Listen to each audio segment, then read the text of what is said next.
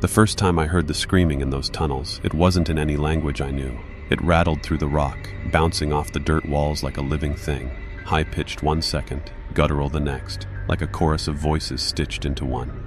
I froze, my finger tightening on the trigger of my M4, while sweat ran under my helmet and stung my eyes.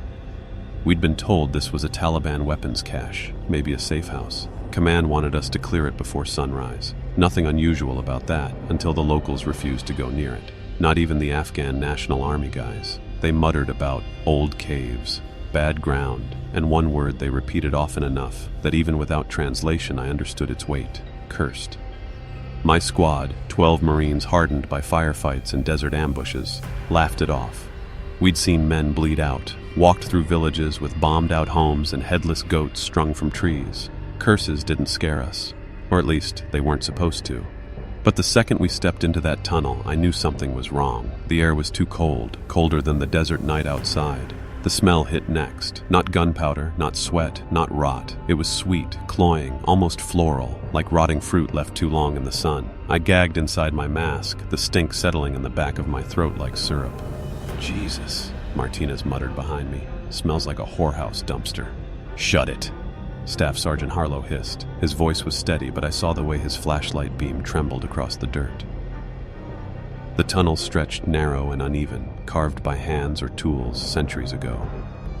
Strange grooves ran across the walls, not just scratches, but deliberate marks, spirals and jagged shapes that made my eyes ache if I stared too long. I kept my light low, sweeping for tripwires, but there were none. No crates of ammo, no signs of Taliban fighters, just those marks, and the echoes of our boots crunching on the packed dirt floor.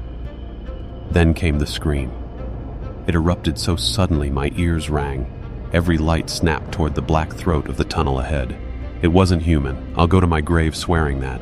No man's lungs could make a sound that fractured into layers like that. Voices high and low all at once, as if a crowd were screaming inside a single throat. "Contact front!" someone barked. We dropped to one knee, rifles aimed, lasers cutting through dust. But there was nothing, just darkness. Harlow ordered us forward, his jaw set like stone, but I caught the tightness in his voice. "Move, stack up, let's end this fast." We advanced, every step heavier than the last.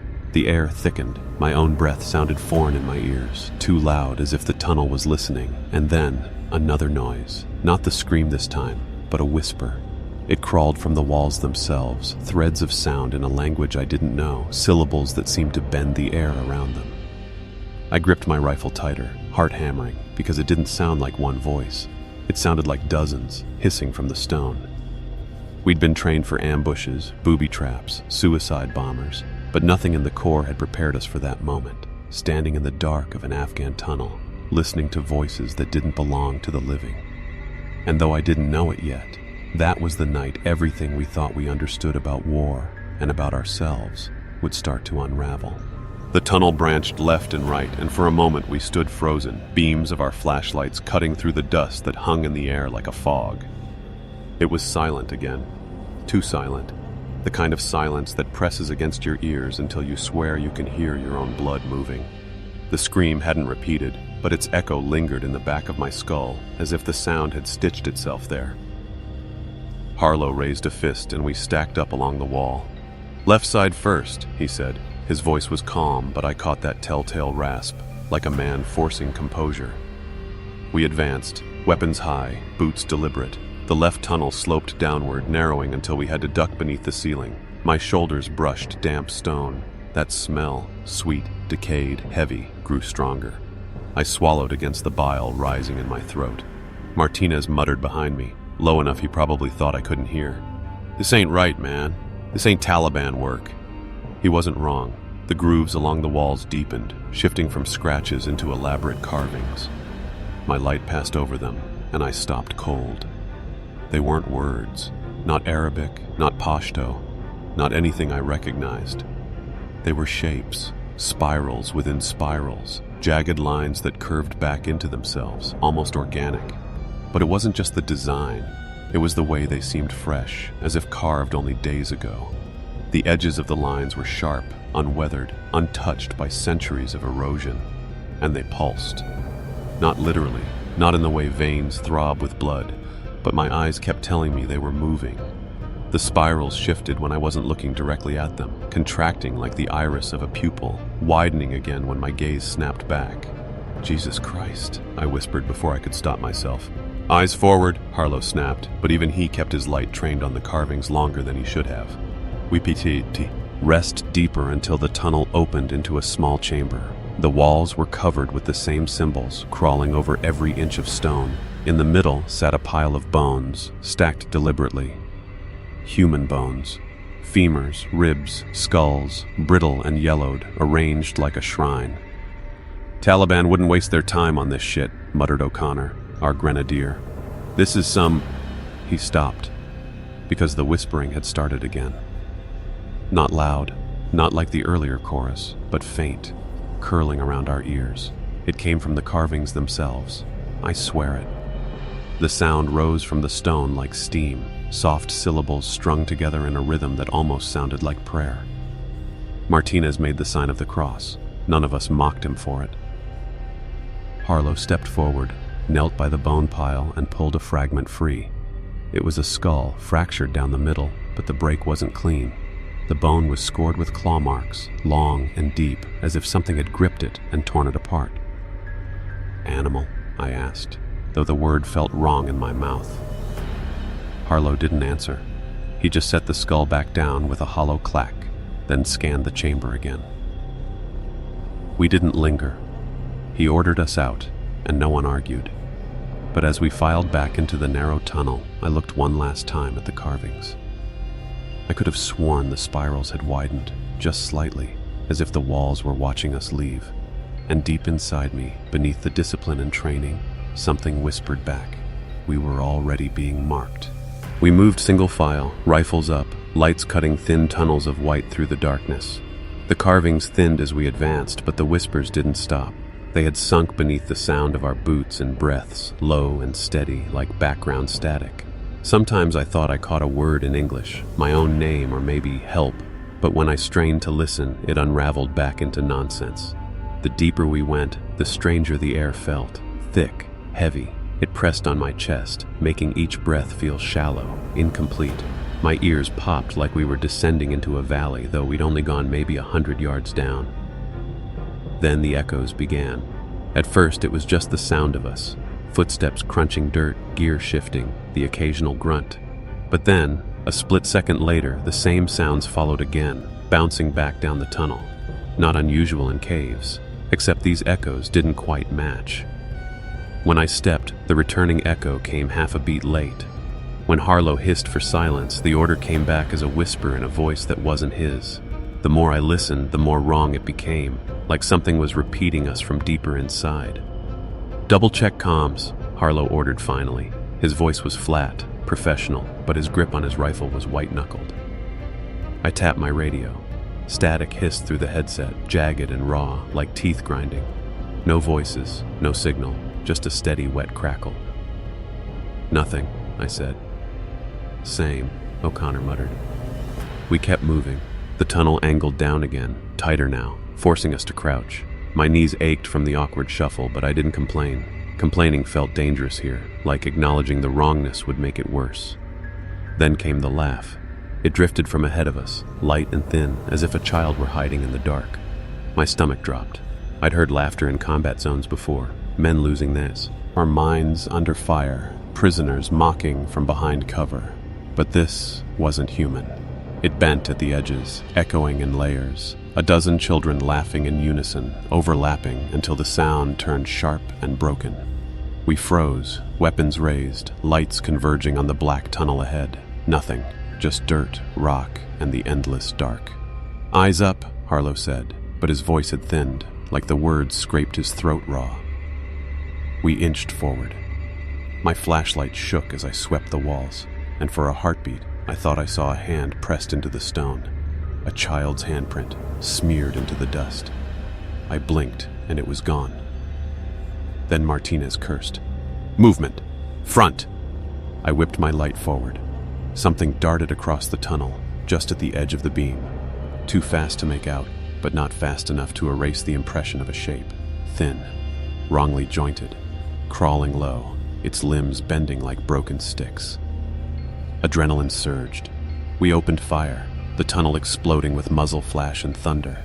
The smell of cordite smothered the sweetness in the air. Dirt rained from the ceiling, but when the echoes of gunfire faded, there was only silence. No body, no blood, nothing but spent casings on the dirt floor. We stood there, panting, weapons trembling, staring into darkness that refused to give anything back.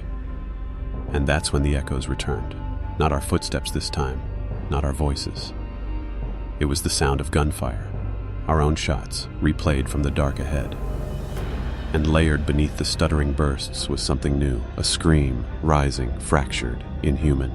The echoes of our own gunfire faded, swallowed by the dark, but the scream remained. It didn't taper off like a human cry would. It stretched, twisting upward into a pitch so high my teeth hurt. Then it dropped low, rattling in my chest like a bass drum. It was one voice and many, overlapping, breaking apart, coming from everywhere at once. "Shift formation," Harlow barked. His voice was steady, but I saw the way his light jittered. "Cover arcs, eyes sharp." We spread into a half circle around the tunnel's curve. My rifle felt suddenly too small, too light, as if it wouldn't matter how many rounds I put down range. Sweat slid along my spine under the Kevlar. Movement flickered at the edge of my light. A shadow darted across the wall, thin and fast, but when I aimed, it was gone. Martinez muttered a prayer under his breath, his barrel trembling. Then O'Connor screamed. He was at the far end of the line, near where the tunnel bent downward. One moment he was there, rifle up, breathing heavy. The next, something yanked him backward into the dark. Not a man, not a hand, something faster, a blur of limbs and sound. His light swung crazily, catching dirt, stone, then vanishing. "Contact rear," Martinez shouted, opening fire. Bullets tore into the wall, sparks flying, but the thing was already gone. O'Connor's screams echoed down the tunnel, high and ragged, until they didn't sound human anymore. We sprinted after him, boots pounding, lights flashing. The tunnel seemed to stretch longer with every step, as if we weren't moving at all. I could still hear O'Connor, his cries overlapping with that chorus scream, bouncing between the walls. Then silence. We stopped. The air was thick with dust and gunpowder. My lungs ached. Harlow raised a fist, signaling us to hold. His jaw was tight, his eyes sharp. He knew, same as I did, that O'Connor was gone. "Keep moving," he said. "We find him." But none of us believed we would. We pushed forward, lights stabbing into the dark. The tunnel sloped deeper, the air colder, damper. My beam flicked across the wall and I froze. Blood, a smear of it, fresh and wet, dragged along the stone in streaks. The trail led down, vanishing into shadow. We followed it. My boots squelched where drops had pooled, sticky and black in the light. The smell hit next, not the sweet rot from before, but metallic, sharp, iron-heavy. The trail ended in a small hollow. At first I thought it was empty. Then Martinez's beam swung across the floor. O'Connor's helmet lay in the dirt. His rifle snapped in two. His body wasn't there. But the walls, God help me, the walls were. They dripped with blood, painted in streaks, not smeared like a fight, but arranged. Symbols again, spirals and jagged lines drawn in his blood. Martinez gagged, doubling over. I clenched my jaw until my teeth hurt. Harlow didn't speak. He just stared at the markings, breathing heavy. Finally he said, "Weapons ready. We're not alone down here." As if the words had summoned it, the scream came again, closer this time, echoing from behind us. We spun, weapons up, and for the first time, I saw it. A shape hunched in the tunnel, too tall, too thin. Its skin pale and tight like parchment stretched over bones.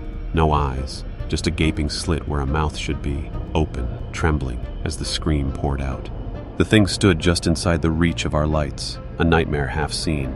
My beam shook as I swept it up and down, trying to make sense of its shape. It was human only in outline, 2 arms, 2 legs, a torso, but too long, too angular, joints bending at wrong angles. Its head tilted sideways, the slit of a mouth gaping wider, spilling that endless scream. "Engage!" Harlow shouted. We opened fire in a deafening wave. Muzzle flashes lit the tunnel like strobe lights. The creature jerked as rounds punched into it, but it didn't fall. It swayed, jerking backward, then darted into the dark with impossible speed, vanishing before our magazines ran dry. The silence afterward was suffocating. Gunsmoke burned my nostrils, mixing with the metallic stink of blood. My ears rang, but beneath it I swore I heard faint laughter echoing down the tunnel. "Reload!" Harlow barked, slamming a fresh mag into his M4. His jaw was clenched so tight the veins stood out on his neck. Eyes open, that wasn't human. Nobody argued. Martinez whispered, "What the hell was that thing, Staff?" "Focus!" Harlow snapped, but his hands shook as he checked his gear. He didn't know any more than we did. We advanced again, slower now, every flashlight beam twitching at shadows. I forced myself to breathe steady, rifle pressed firm into my shoulder. My pulse pounded in my ears. The blood trail started up again, fresh, dripping, smeared across the walls in wide arcs. Unlike O'Connor's, this wasn't human red. It was darker, thicker, almost black. It clung to the stone in streaks that shone wetly under our lights, trickling downward as if it had only just been spilled. Martinez reached out with his gloved fingers, brushing the wall. "Still warm," he whispered. "Keep your hands off it," Harlow growled, pulling him back. "Move." We followed the trail until the tunnel widened into another chamber. What? We saw there froze us all in place. The walls weren't just painted with blood, they were carved into it. Grooves dug deep into the stone were filled with that black fluid, forming larger, more intricate spirals. The patterns glistened wetly, as though alive, throbbing faintly in the lamplight. Bones hung from the ceiling, tied together with strips of rotted cloth, swaying gently as if stirred by a draft. At the center of the chamber lay a mound of corpses, not fresh, not even from this decade. Uniforms half decayed, bones poking through gray, leathery flesh. Some were Afghan fighters, others weren't. The insignia on a few were American, the fabric faded but unmistakable. Old gear, old wars. Martinez stumbled backward, whispering, No, that ain't possible." I swallowed hard, bile burning my throat. The corpses weren't just piled, they were arranged, curled in shapes that mirrored the spirals on the walls, as though something had dragged them here and left them like offerings. A sound trickled through the chamber then, not a scream this time, a wet, sucking noise like boots pulling free from mud. We spun our lights toward the far corner. For a heartbeat, I thought the walls themselves were moving. Then the truth hit. Shapes. Dozens of them. Thin, crooked, half hidden in the dark. Their pale limbs pressed flat against the stone as if they'd grown out of it. Their mouths opened in unison, and that layered whisper poured forth again, syllables twisting into sounds no human throat could make. And all at once, every light in the chamber flickered, then died. When the lights died, panic hit like a shockwave. 1 second the chamber glowed with beams of white, catching blood-wet carvings and dangling bones. The next, we were swallowed whole by darkness so thick it felt solid. I fumbled with my weapon light, thumb jamming the switch again and again. Nothing. Dead. My heart slammed in my chest as the whispers rose all around us, closer now, slithering from every direction. "Check your gear," Harlow barked, his voice steady through the black. "IR chem sticks, now!" I yanked a green chem light from my vest, cracked it, and shook it hard. A faint glow bled into the air, casting sickly green shadows. Around me, others did the same until the chamber filled with a dim, wavering light. The sight made my stomach clench. The figures we'd glimpsed against the walls were gone. No pale limbs, no open mouths, just carvings and bones. But I knew what I'd seen, and I knew we weren't alone. Martinez muttered, "They're still here, watching." His eyes darted to every corner, rifle trembling in his grip. Harlow ignored him. "Form up, tight perimeter. We move as one." We shuffled into formation, chem sticks glowing like fragile lanterns, weapons up. The mound of corpses seemed to breathe in the shifting light, shadows stretching and curling. I forced myself not to stare at the faces, gray, sunken, some frozen mid-scream, others slack-jawed like they'd been drained dry. As we pressed deeper into the opposite tunnel, the air grew heavier, wet with humidity. Drops of water, or something thicker, dripped from the ceiling, splattering against helmets. The smell returned, stronger now, sweet, cloying, mixed with rot. My stomach turned. Then came the feeling. It started as a tickle at the back of my neck, like static, the certainty that eyes were boring into me. Every step I took, it grew stronger, a pressure between my shoulder blades. I wasn't alone in it. Martinez jerked his head back every few seconds, as if expecting something right behind him. Finally, he whispered, "They're following us. Right behind. I can feel it." "Eyes forward," Harlow snapped, but his own head twitched once, just slightly, as if he too couldn't shake the sensation. We stopped at another fork. Left tunnel collapsed, rocks piled high. Right tunnel sloped deeper, wider than the rest. The whispers surged louder, echoing up from below. Harlow hesitated only a second. "Right, stay sharp." We descended slowly. The chem lights painted everything a nauseous green, turning sweat into streaks of slime, faces into masks of fear. My boots crunched on grit and something softer, fabric, flesh, I couldn't tell. Then Martinez gasped. I swung my beam to where he pointed. A wall of carvings loomed ahead, massive compared to the ones before. Spirals as tall as a man, jagged grooves like ribs, and in the center, a hollow impression. At first, I thought it was another symbol. Then I realized it was shaped like a body. A human outline, arms outstretched, carved deep into the rock. Its chest was hollowed out, gouged so far back it disappeared into darkness. The whispers surged, spilling faster, louder, like a chant reaching its peak. My ears rang with it, each syllable a nail scraping the inside of my skull. Then, movement. Something pale shifted in the hollow. A hand, long and thin, sliding out of the stone as if the wall itself was giving birth. The hand slid out of the hollow in the wall, impossibly long and thin, skin stretched tight over bones. Its fingers scraped stone with a dry hiss. We raised rifles instantly, barrels converging, but Harlow held his fist up. "Wait," he muttered. The whispers faltered. For the first time since entering the tunnels, silence returned. Thick, expectant, my pulse thundered. Then, instead of another creature emerging, something else happened. A figure stumbled forward from a crack in the wall, half collapsing onto the dirt floor. It wasn't one of us. It wasn't even entirely them. It was a man. Afghan, by the look of him. His beard was matted with filth, his clothes rags, skin stretched paper-thin over bone. His eyes rolled wildly as he tried to crawl away from the wall, nails breaking against stone. His lips moved, cracked and bloody. Martinez lowered his rifle an inch. Holy shit, he's alive. We surrounded him quickly, weapons still up. The man coughed, spitting blood, then rasped out words in Pashto. I couldn't understand, but the translator app in my headset caught fragments. Jinn. Old ones. Hungry. His gaze darted past us, to the carvings. Terror flared in his eyes. He screamed suddenly, thrashing against Martinez's grip. "Hold him down," Harlow ordered.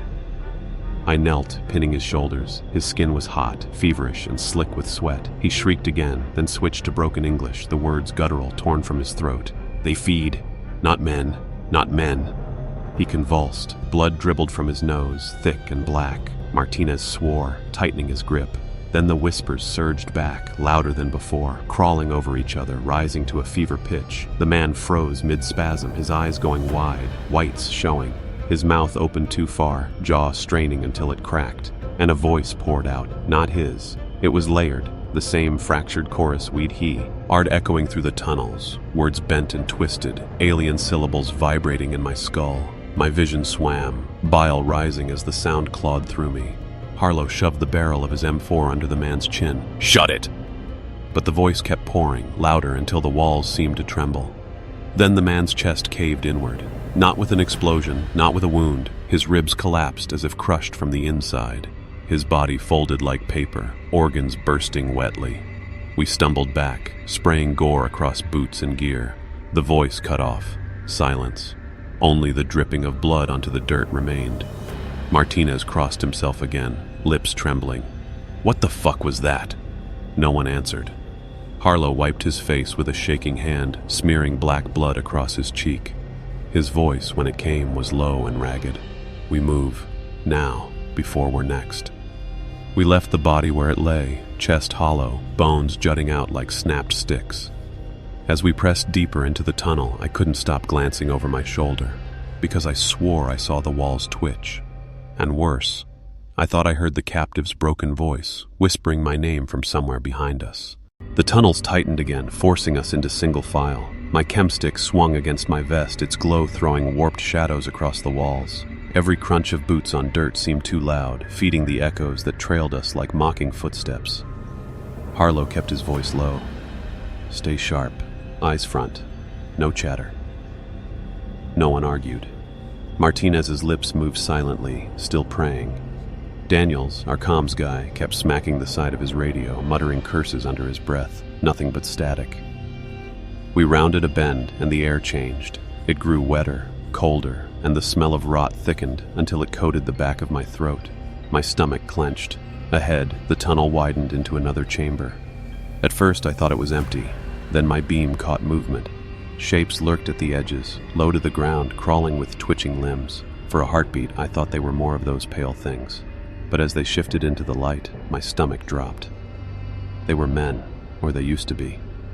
Taliban fighters, judging by the scraps of gear hanging off their skeletal frames. Their eyes were milky, their skin gray and splitting like old leather. They crawled on all fours, spines jutting sharp beneath their shirts. Their mouths hung open, dribbling black saliva that hissed when it hit the dirt. "Contact front," Harlow snapped. We opened fire. The chamber erupted with gunfire, the recoil pounding against my shoulder, the air filling with dust and smoke. The figures shrieked, not words but animal cries, flinging themselves forward. One leapt at Daniels, knocking him onto his back. Its jaws snapped inches from his face before Martinez blasted it away with a shotgun round, the body folding into a heap of black ooze. Another grabbed my leg. Its grip was iron strong, fingers digging into my thigh plate. I kicked hard, stomping its face into the dirt, then emptied 3 rounds in, to its skull. The head burst like rotten fruit, spraying gore. The firefight lasted less than a minute, but it felt endless. When the last of them twitched and went still, the chamber fell silent again, except for our ragged breathing. Daniel sat up, shaking, his face slick with black spit. "They were Taliban," he whispered. "Jesus Christ, they were Taliban." I stared at the remains. He wasn't wrong. Their gear was old, rusted, but recognizable. Except their bodies had been twisted, drained, left half alive until something else wore them like suits.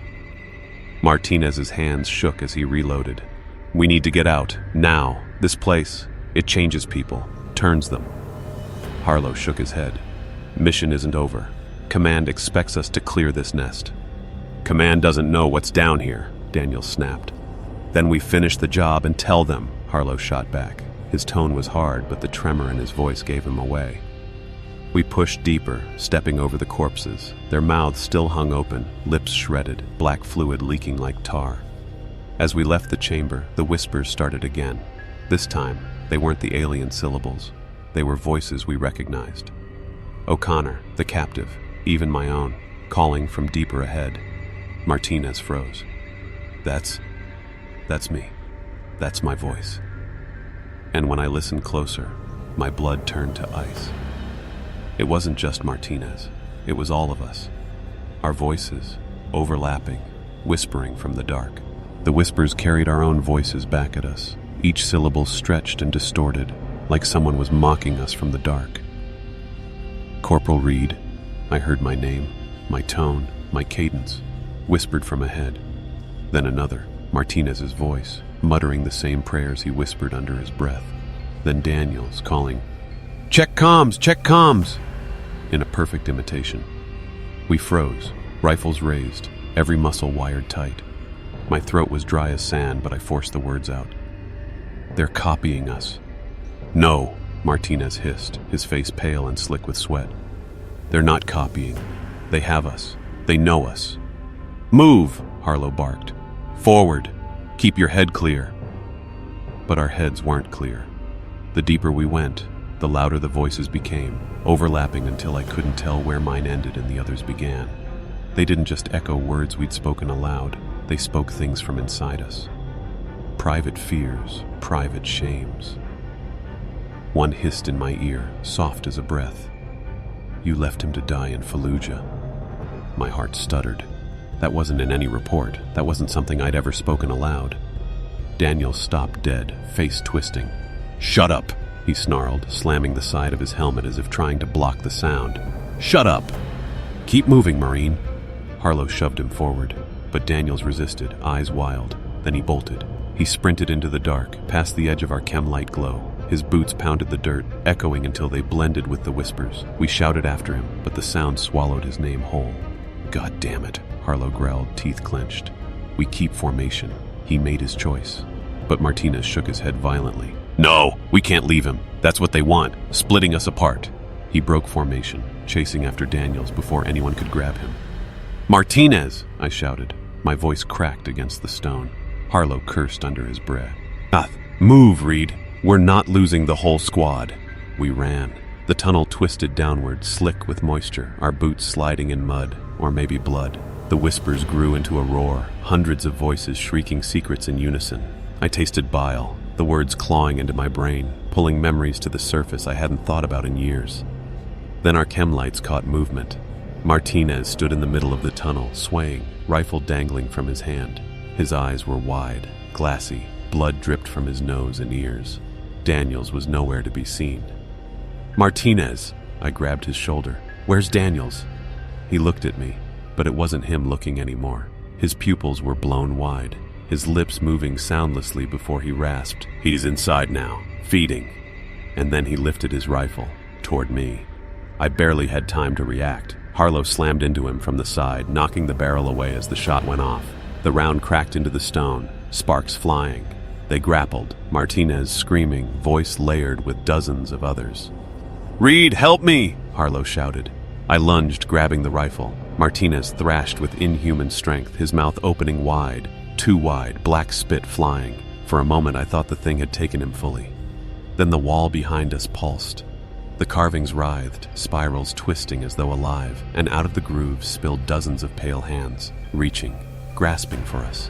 The pale hands burst from the carvings like roots tearing through stone. Long, bony fingers scraped across the walls, clutching at gear, boots, flesh. Their nails dug into my sleeve, tearing fabric before I ripped free, stumbling back. "Move! Move!" Harlow bellowed, slamming Martinez against the dirt, pinning his arms as the Marine screamed and writhed beneath him.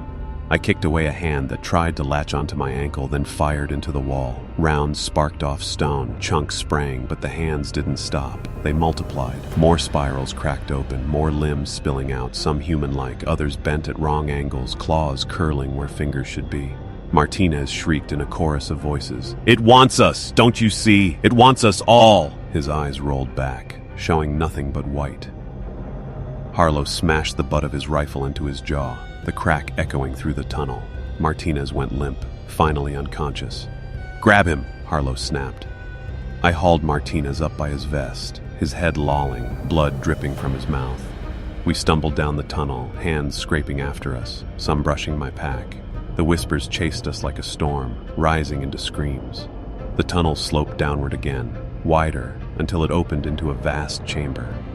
My chem light's glow barely touched the edges, but what it revealed made my chest seize. The entire chamber was carved into spirals, floor, ceiling, walls, all etched with grooves that glistened with black fluid. In the center stood a pit, wide and yawning, its edges lined with bones stacked like bricks. The spirals converged toward it, as though the whole chamber was feeding into that one black hole. And the sound, dear God, the sound. The whispers didn't just echo now, they boomed, layer upon layer, thousands of voices spilling from the pit, rattling my skull. My chem light flickered, then dimmed, the glow shrinking until it barely illuminated my own boots. Something moved at the pit's edge. Shapes crouched there, half a dozen of them, maybe more, pale, skeletal, their limbs too long, their heads jerking in twitching motions. They crouched like animals, but their mouths worked like they were speaking, feeding the chant. Harlow raised his rifle, aimed at the closest one. "Reed, with me. Suppressive fire." Before I could raise mine, one of the creatures turned its head sharply toward us. Its face caught the glow of my chem stick, and my stomach dropped. It had Martinez's face. Not his whole body. Its skin was pale, stretched, its limbs inhuman, but the face was his, twisted, distorted, but unmistakably him. Its mouth split into a grin, teeth black with rot, and it whispered my name in his exact voice. I froze. Behind me, Martinez groaned in my grip, unconscious but alive. I looked at him, then at the thing wearing his face at the pit's edge. "Jesus Christ," I whispered. The creature stood, jerking upright, its limbs snapping into place with a sickening crack. The others followed, rising from their crouch. Dozens of eyes caught the faint glow, blinking in unison. The whispers surged into a roar, and from deep inside the pit, something massive began to climb. The pit groaned as if the earth itself was breaking apart. Bones rattled, tumbling from their stacked walls, clattering to the floor. The creatures at its edge dropped to their knees, heads bowed, chanting in that layered, impossible tongue. Their words vibrated through my ribs like a low hum from inside the earth. Harlow shoved Martinez's limp body into my arms. "Don't drop him. We're moving after this." His voice was steady, but his eyes were locked on the pit, wide and unblinking. Something rose from the darkness below. At first, it was only sound, the wet scrape of flesh against stone, the rattle of bones cracking beneath immense weight. Then a hand appeared, long and pale, each finger tipped with jagged claws. It gripped the edge of the pit, the stone cracking under its hold. The chamber shook. Dust rained from the ceiling. Another hand followed, this one marked with spirals carved into the skin itself, raw and bleeding but never healing. The creatures around the pit wailed in ecstasy, slamming their foreheads into the floor until blood spread beneath them. Then the head rose. It wasn't human. It wasn't anything I could compare to flesh and blood. Its face was a spiral, carved deep into bone, turning slowly as if it were alive. From the grooves oozed black ichor, dripping into the pit. Where a mouth should have been was a jagged crack that widened with every breath, exhaling a stench of decay so thick I gagged. The whispers weren't voices anymore. They were screams, howls of worship. And beneath it, I heard something else. A single word, clear, over and over. Feed, feed, feed. Martinez twitched in my arms. His eyes fluttered open, and for a moment I thought he'd woken. But his lips moved in time with the chanting, spilling syllables that weren't his own. His voice blended into the roar, hollow and guttural. Harlow grabbed his collar, shaking him. "Stay with me, Marine!" But Martinez's gaze fixed on the spiral-faced thing. His eyes shone with tears of blood. "It's beautiful," he whispered. The creature's head turned toward us. It didn't have eyes, but I felt its attention like a spotlight burning across my chest. My knees weakened. Every instinct screamed to kneel, to submit, to give myself over. I forced my rifle up and fired. Rounds tore into the spiral face, ichor spraying like tar. The roar faltered, the thing reeling back, but only for a moment. Then the spirals in its face twisted faster and my vision blurred, spinning until the chamber tilted sideways. I dropped to one knee, vomiting bile, clutching Martinez tight so I wouldn't fall into the pit. Harlow fired too, burst controlled, shouting something I couldn't hear over the ringing in my skull. His shots carved chunks from its flesh, but the wounds closed as quickly as they opened, sealing with thick, wet sounds. The thing clawed at the edge, pulling itself higher. Its torso rose, ribcage splitting and reforming, bones spiraling into impossible shapes. "Reed!" Harlow screamed, his voice distant through the madness. "We're leaving! Now!" I staggered to my feet, clutching Martinez. The pit thundered, the creature rising, the chamber collapsing around it. And as we turned to flee, the spiral-faced thing spoke, not in whispers, not in screams, in English. "Don't run. You are mine already." The chamber shook so violently I thought the mountain itself would split apart. Dust poured from the ceiling, rocks crashing down as the spiral-faced thing dragged itself higher from the pit. Its voice still echoed in my skull, low, steady, impossible to ignore. "You are mine already." Harlow shoved me hard toward the tunnel. "Move, Reed, go!" I staggered, gripping Martinez against my chest, his head rolling limply. The whispers clawed at the back of my mind, telling me to stop, to kneel, to surrender. But adrenaline kept my legs moving. My boots pounded the dirt, slipping on bones scattered across the floor. Behind me, Harlow fired in bursts, each shot deafening in the enclosed space. The thing barely flinched. Its hands clawed free of the pit, dragging a torso the size of a truck onto the floor. Its ribcage opened like a maw, spirals of bone gnashing as black ichor dripped from its body. The creatures around the pit scrambled forward, shrieking in ecstasy, throwing themselves at its feet like sacrifices. It crushed them without hesitation, bones snapping under its weight, their blood feeding the spirals carved into its skin. The tunnel tilted as the floor cracked beneath us. I stumbled, barely holding Martinez upright, nearly dropping him into a fissure opening at my boots. Heat surged up from below, thick and foul, carrying the stench of rotting meat. Faster, Reed. Harlow's voice cut through the chaos. I forced my legs to pump harder, lungs burning, ears ringing with the combined roar of the collapsing chamber and the monster's voice. The tunnel narrowed, but even as we sprinted, the whispers followed, pressed against my skull from every direction. Don't run.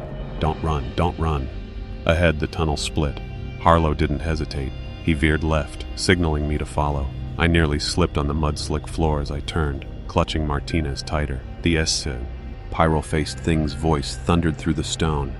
There is no escape. Rubble fell around us, chunks of ceiling smashing into the floor. One slammed into the ground a foot away, showering me with grit. Another crushed a skeleton that had lain against the wall, ribs snapping like dry twigs. We burst into another chamber, smaller than the last, but no safer.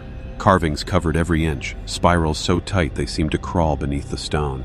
In the center stood a column of bone and flesh, pulsing like a heart. Black ichor dripped from its seams, pooling on the floor.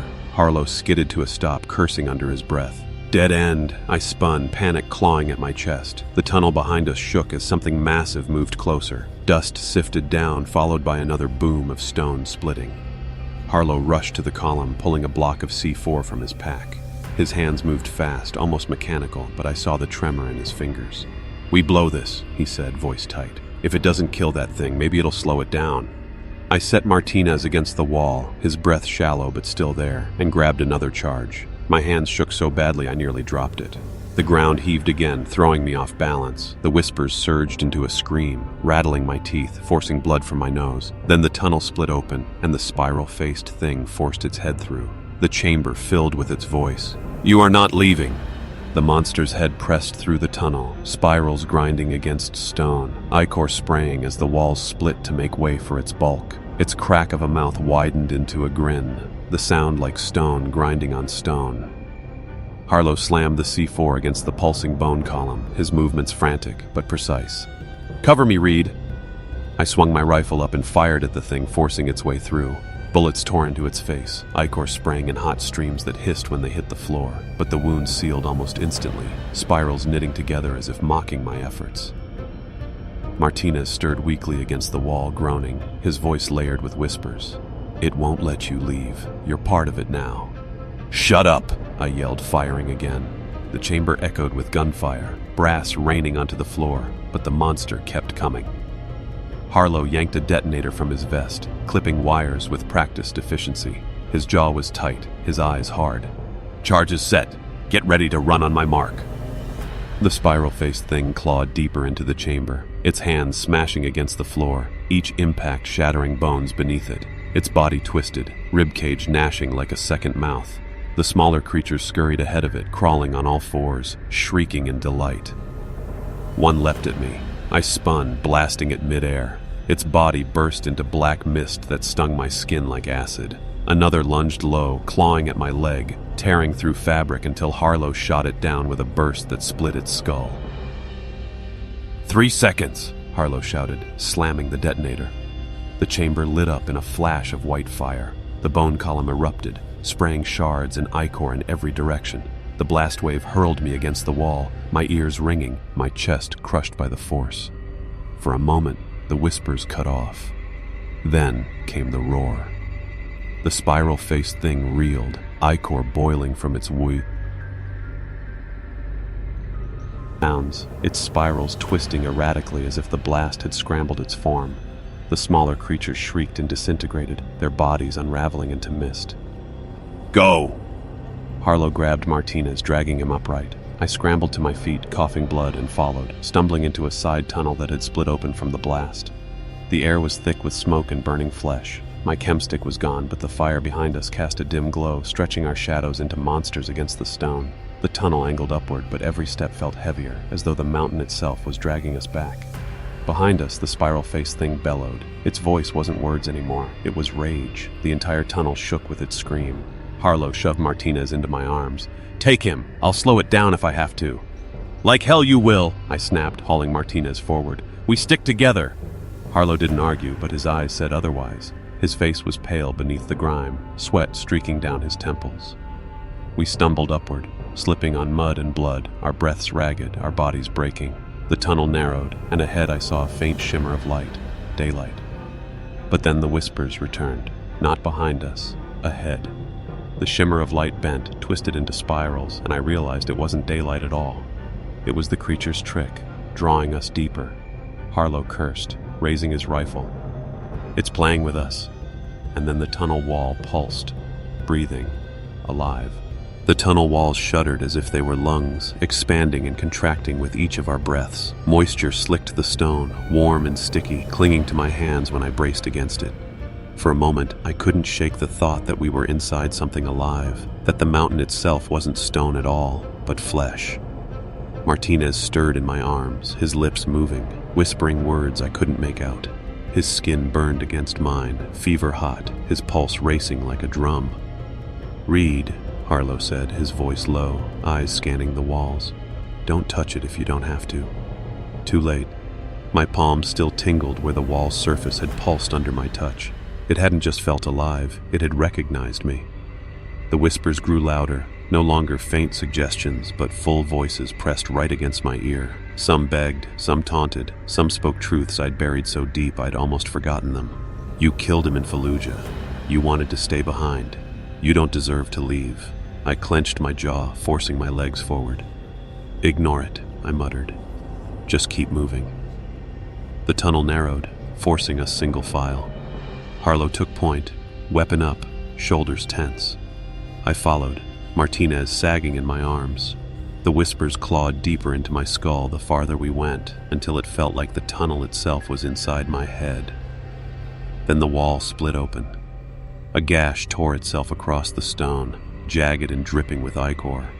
From it slid something pale and wet, an arm, then a torso, then a head without eyes.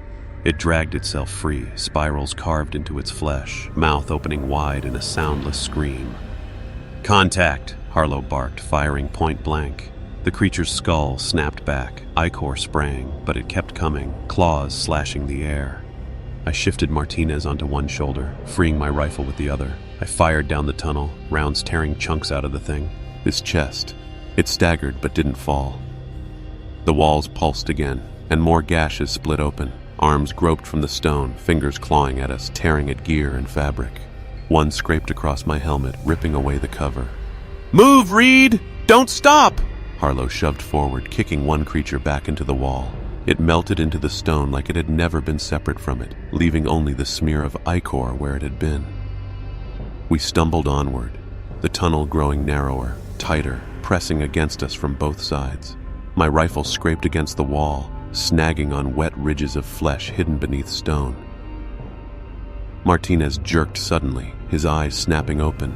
His pupils were gone, replaced by spirals that spun slowly, hypnotic. His lips pulled back in a grin that wasn't his. "Put me down," he whispered, voice not his own. I tightened my grip. Not happening. His grin widened, teeth streaked with black fluid. "Then I'll walk myself." His hands shot up, clawing at my throat. I staggered, choking, almost dropping him. Harlow spun, grabbing Martinez by the collar, slamming him against the wall. The wall swallowed him. 1 second he was pinned there, writhing.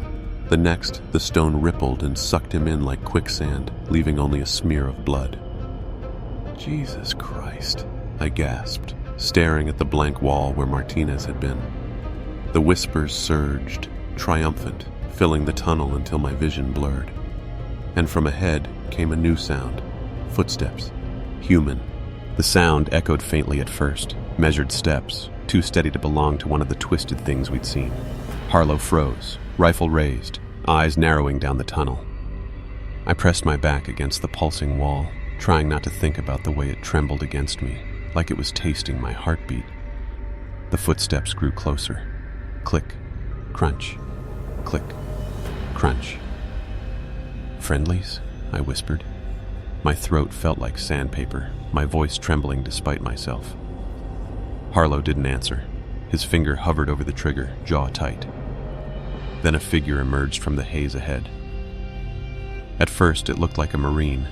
Helmet, vest, rifle slung across his chest. Relief flared in my gut, so sharp it hurt. But then the glow from Harlow's chem light caught his face. It was Martinez. Not the one we'd lost to the wall, not the fevered body I'd carried through the tunnels, but a whole version. He walked upright, steady, his face calm, almost serene. And yet his eyes were wrong, two spirals spinning inward endlessly. "Martinez," I croaked. He smiled faintly, raising his hand in a slow wave. "We're almost there," he said, his voice echoing twice over, like two people speaking in unison. "You don't need to run anymore." Harlow swore under his breath. "It's not him." I already knew. The way the whispers swelled around him, louder than ever, confirmed it. This was no rescue. It was bait. Martinez tilted his head. "Why are you afraid? You've been chosen. Do you know what that means, Reed?" His eyes locked on mine, spirals pulling me in. For a moment I felt weightless, dizzy, like I was falling through the grooves of his gaze. Harlow's voice snapped me back. "Eyes down! Don't look at it!" I tore my gaze away, my chest heaving. The tunnel around us seemed to pulse in time with Martinez's words, stone groaning like a living thing.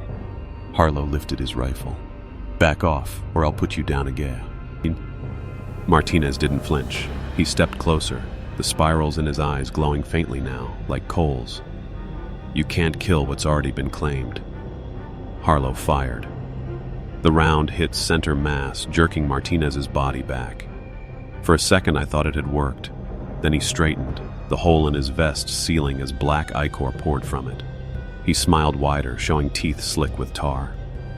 The walls around us split, hands groping from the stone, clawing at the air.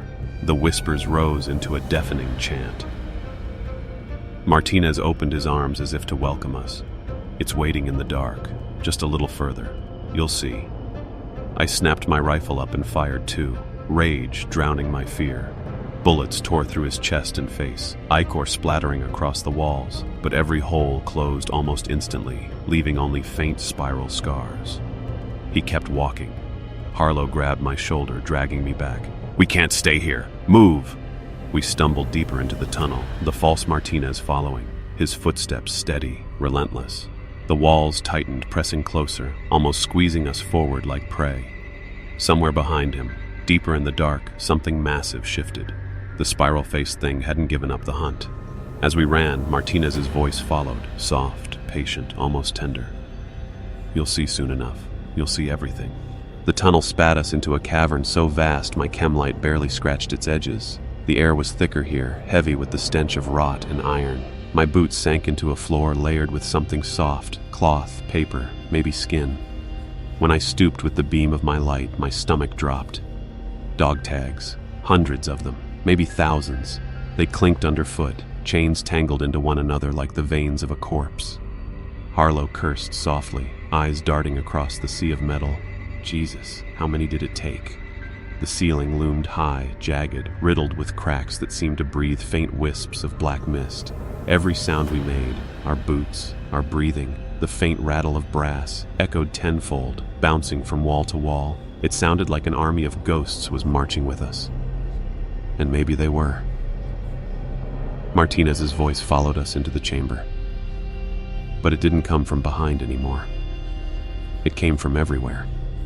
His tone was calm, almost soothing, threaded through the echoes until it sounded like 1,000 Martinezes were whispering in the dark. "Every soul that enters here belongs to it. Do you feel them? Do you hear them?" I swallowed hard, clutching my rifle so tight my knuckles whitened. "They're just echoes," I muttered. "Just echoes." But Harlow shook his head. His eyes darted nervously as the whispers swelled. "No, they're not." Shapes flickered at the edges of the light. Men in uniform, rifles slung, faces I didn't recognize but knew instantly. Marines, soldiers, contractors, all dead. Their dog tags littered the floor around us. One stepped closer, his boots silent despite the clink of metal underfoot. His face was half gone, jaw unhinged, eyes empty sockets filled with spirals. He raised a trembling hand toward me. "Reed," he whispered, though his jaw didn't move. The voice came from inside my skull. "You left me behind." I staggered back, shaking my head. No, I don't know you." But another stepped forward. Then another. Faces I almost recognized, blurred by memory but sharpened by guilt. Each one whispered accusations, confessions, truths I didn't want to face. Harlow opened fire, rounds sparking across stone, tearing through the illusions. They dissolved into black mist, but the echoes only grew louder. More figures stepped forward, filling the chamber, their dog tags rattling as they moved. Martinez's voice rose above them all. "You can't kill what you carry inside. They are you. You are them." The chamber pulsed, the ceiling cracking wider. From above came a deep, resonant moan that rattled every bone in my body. Dust rained down, and through the fissures I glimpsed spirals glowing faintly, turning slowly, like the sky itself was alive. Harlow grabbed my shoulder, dragging me toward a narrow opening at the far side of the cavern. "We keep moving, Reed. Don't listen. Don't stop." I forced my legs to move, each step crunching dog tags underfoot, echoes rising into screams around us. Hands clawed at my uniform, not touching but pulling all the same, dragging at my mind. As we neared the opening, a figure blocked the way. Martinez, whole again, smiling, his spiraled eyes glowing brighter than ever. "Don't run," he said softly. "You've already arrived." And behind him, the chamber itself exhaled, hot, wet, alive. Martinez stood in the cavern's mouth like a sentinel, his spiraled eyes glowing, his calm smile more terrifying than any scream. Behind him, the tunnel seemed brighter, as if daylight streamed from it. My chest seized with desperate hope, even as every instinct screamed it was wrong. Harlow aimed his rifle. "That's not the way out. It wants us to think it is." But my eyes couldn't look away from the glow. It wasn't just light, it was warmth. I felt the sun on my skin, the desert wind, the smell of cordite and dust from our first patrols in Afghanistan. It pulled at me like a tide, stronger than reason. Martinez tilted his head, as if amused by my struggle. "You're so tired, Reed. Why keep fighting? Step into the light. It's home." The echoes swelled into a chorus, every dead face whispering together, "Go, go, go." Harlow shoved me hard, breaking the spell. "Eyes down! That isn't sunlight, it's bait!" His voice was raw, shaking with fury and fear. "You look again and you're dead." I forced myself to blink, tearing away from the glow, focusing instead on the feel of the dog tags crunching under my boots. The sound grounded me, sharp and metallic, like reality insisting itself. Martinez's smile faltered. The spirals in his eyes spun faster, impatient. "You can't deny it forever." His voice layered with hundreds of others now, all pressing into my skull. "You'll see. You'll all see." Harlow opened fire. The rounds tore through Martinez's chest, ichor spraying across the cavern. But instead of falling, he staggered backward into the glow and dissolved, his body unraveling into spirals of smoke that twisted up into the cracks in the ceiling. The false light winked out. Darkness swallowed the tunnel beyond. "Move!" Harlow barked, dragging me by the collar. "That thing isn't gone. It's just waiting." We stumbled toward another fissure in the cavern wall, a narrow opening, barely wide enough to squeeze through. Behind us, the echoes followed, heavier now, almost physical. Each step felt like trudging through water, the weight of unseen hands pulling us back. Inside the fissure, the air grew hotter, thick with a stench like burned meat. The walls closed in, slick with something tar-like that smeared onto my sleeves when I brushed past. Every breath scalded my lungs. Then we heard it. Behind us, the cavern groaned. Stone shattered. The spiral-faced thing was moving again. Its roar thundered through the fissure, shaking loose shards of stone. The whispers rose with it, merging into a single voice that was both Martinez's and not. "You will never leave me." We pushed harder, scraping shoulders and gear against the tight walls until the fissure spat us out into a sloping tunnel. For a moment, blessed silence. No voices, no illusions, just our ragged breathing. Then, ahead, I saw it again. A glow. Not warm daylight this time. Cold, bluish, flickering. Fire? A flare? My heart raced. Harlow squinted, lifting his rifle. Careful. Could be another trick. We crept closer. The tunnel widened, revealing another chamber, smaller, circular, the walls carved with spirals that glowed faint blue. In the center burned a flame, But it wasn't like any fire I'd seen. It hissed and shimmered, casting shadows that bent the wrong way. And around the flame knelt figures. Human, silent. Dozens of them, heads bowed, unmoving. The chamber was silent except for the faint hiss of the flame. Its color unsettled me. Blue, almost liquid, flickering without smoke or heat. It cast a glow that made the spiral carvings on the walls seem alive, writhing slowly as if reacting to our presence. The figures kneeling around it didn't move. Dozens of them, dressed in scraps of military gear from different eras, fatigues rotted with age, desert camo still stained with dust, even uniforms I didn't recognize. Their heads were bowed low, faces hidden in shadow. Harlow raised his rifle, voice barely above a whisper. "What the hell is this?" I swallowed, trying to steady my breathing. "A ritual. Has to be." One of the kneeling figures shifted. My heart stopped. Its head turned slightly, enough for the glow of the flame to catch its face. Spirals. Not carved into the skin. Grown there. Grooves twisting down the flesh like bark on a tree. Its eyes were hollow pits, yet I knew it was looking straight at me. I froze, caught in that unseen gaze. My chest constricted. The whispers started again, soft this time, like a lullaby. Kneel, rest, join them. The figure raised a trembling hand, palm open, inviting. Harlow hissed, "Don't listen. Don't look." I forced my eyes down, tearing myself from the pull. My knees shook, aching to bend, to kneel beside the others. It took everything I had not to collapse. The blue flame flared suddenly, shadows stretching across the chamber. All at once, every kneeling figure raised its head. Dozens of faces, all spiral-marked, all eyeless, staring at us. Then they spoke, not in unison, not exactly, but close enough to make my skin crawl. "You don't belong here, yet you've come. Why?" The voices were dry, brittle, like wind over bones. Harlow stepped forward, rifle steady. "We didn't come by choice, we're leaving." The figures chuckled softly, the sound rolling like distant thunder. "There is no leaving, there is only becoming." The flame surged higher, nearly touching the ceiling. The spirals on the walls brightened, twisting faster. The air vibrated with a low hum, making my teeth ache.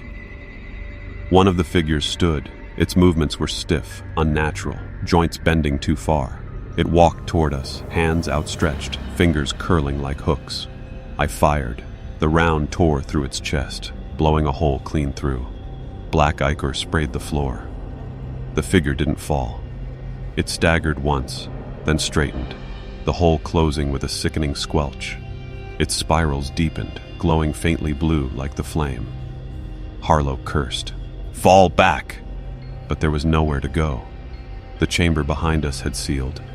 The fissure we'd crawled through now pulsed with living stone. The flame hissed louder. The figures began to rise one by one, moving in perfect silence. Their spirals burned brighter with each step.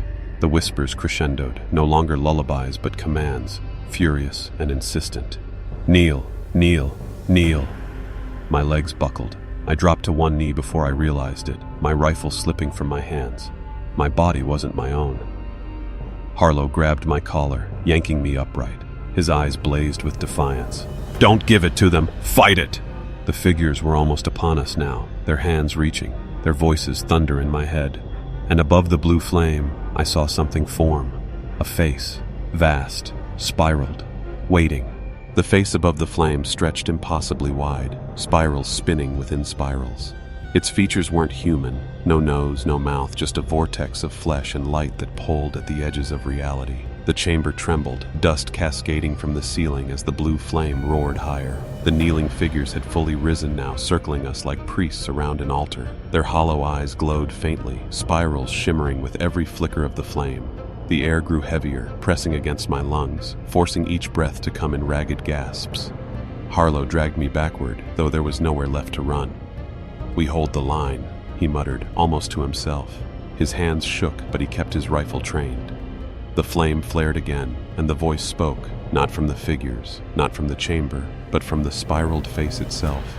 It wasn't a voice that reached the ears, but one that carved itself directly into the mind. "You have walked where men are forbidden. You have seen what should remain unseen. You will be remade." The figures moved closer, each step echoing like hammer strikes inside my skull. Their hands reached out, not to harm, but to pull. I felt the tug in my chest, as if invisible threads were winding around my heart, drawing me toward the flame. Harlow roared, firing into the nearest figure. The rounds tore through its skull, spraying black ichor across the glowing floor, yet it only staggered, spirals deepening as though feeding off the wound. "Bullets don't matter," I whispered. "We're already caught." The flame cracked like thunder. A shockwave rippled outward, knocking us to our knees. My helmet clattered away, my head ringing. The whispers became screams. Thousands of voices layered on top of each other, shrieking in perfect rhythm. "Kneel, kneel, kneel." Harlow was on one knee beside me, teeth clenched, blood running from his ears, his eyes locked with mine, fierce and unyielding. "Don't let them take you," he spat. But I could feel it happening. The spirals weren't just on the walls or the faces. They were inside me now, etched into my veins, curling through my thoughts. Images flashed behind my eyes, endless tunnels spiraling downward, soldiers kneeling in the dark, their skin warping, bones reshaping. I screamed, pressing my palms against my temples as if I could claw the visions out. The chamber dissolved into patterns of light and shadow, the flame consuming everything. Then, silence. When I opened my eyes, I wasn't in the chamber anymore. I was somewhere deeper, standing on a platform of stone suspended in an endless void. Below me stretched a spiral so vast it could have swallowed the world. At its center was the face, larger than mountains, its spirals turning slowly, patiently. Harlow was beside me, shaking, his weapon gone. What is this?" The voice boomed again, filling the void. "This is the beginning. You are chosen. You will ascend." The spiral below shifted, rising upward like a tide. Tendrils of blue fire reached for us, curling around our legs, our arms, our throats. My body trembled, every nerve screaming as the fire sank into my skin. I looked at Harlow one last time. His eyes were wide, tears cutting through the grime on his face. The flame swallowed us whole. The fire consumed everything. Sound, air, even thought. My body felt like ash scattered in a storm, yet I was still aware. Harlow's scream echoed somewhere close, then warped into silence. The void stretched infinitely around us, spirals rising and falling like tides. Then, with a lurch, I was back. I lay sprawled on stone, slick with ichor, my uniform smoldering. The chamber still roared with blue flame, but the kneeling figures were gone. Only two remained in the circle, Harlow and me. He knelt before the fire, his body trembling. Spirals had already carved themselves into his skin, glowing faintly. His lips moved, whispering words I couldn't hear. "Harlow!" I staggered toward him, my legs heavy as if moving through tar. "Fight it. Don't let it take you." He raised his head. His eyes were gone, replaced with twin spirals burning deep blue. When he spoke, his voice was layered, broken, a chorus. "I see it now, Reed. It's beautiful. You'll see too." "No," I rasped, clutching my rifle, though I knew it was useless. "That's not you." The flame flared, and the spiral face appeared above us again. Its presence pressed down like gravity, suffocating, unrelenting. "One remains unbroken," it thundered. "One must carry the word." I didn't understand until I felt it, something burrowing in my skull, unraveling my thoughts like threads, not killing me, not remaking me, marking me, a brand. The blue fire seared across my vision. For a heartbeat, I saw everything, the tunnels spiraling forever beneath the desert, the thousands who had come before us, the truth that no war or nation mattered compared to what slept below. The spiral wasn't a symbol, it was the universe, turning and consuming itself endlessly. Then the vision snapped. I was outside. The desert night spread overhead, cold and starless. My lungs burned with real air, the stench of ichor gone. Behind me, the tunnel entrance had collapsed into nothing but broken stone, silent, as if it had never been there. I collapsed onto the sand, shaking uncontrollably. My radio crackled in my ear, a miracle I hadn't expected. A distant voice called, "Reed? Do you copy? Where the hell are you?" I opened my mouth, but nothing came out. My throat was raw, my words buried beneath the weight of what I'd seen. Then faintly, I heard another voice, softer, inside my head. Harlow's. You'll carry it for us. You'll show them. I pressed my hands to my ears, screaming into the sand. But when I lifted my palms, spiral grooves were etched into the flesh, faint and glowing. They pulsed in rhythm with my heartbeat. I staggered to my feet, stumbling across the dunes toward the blinking lights of the fob in the distance. My legs moved without thought, like a puppet tugged by strings. The radio squawked again. "Reed, respond! What happened down there?" I lifted the transmitter to my lips. For a moment, I thought I'd tell them the truth, that the tunnels weren't empty, that something waited beneath Afghanistan older than any god, that it was awake now. But when I spoke, the words weren't mine. "They're waiting," I whispered into the static. "They're already here." And behind my voice, faint but rising, came the chant of 1,000 echoes. "Kneel, kneel, kneel."